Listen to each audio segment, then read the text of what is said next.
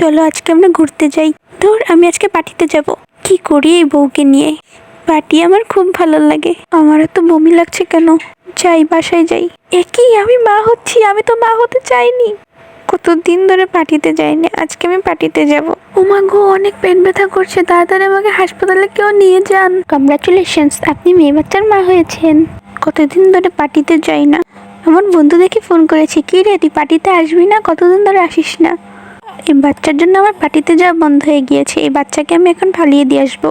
এত ছোট বাচ্চাটাকে ফালিয়ে দিয়ে গেল, এখন থেকে আমার কাছে থাকবে। কিন্তু আমি খাবার কোথায় পাবো? এই খাবারটা আমাকে চুরি করে নিতে হবে। চোর, দাঁড়া বলছি, দাঁড়া।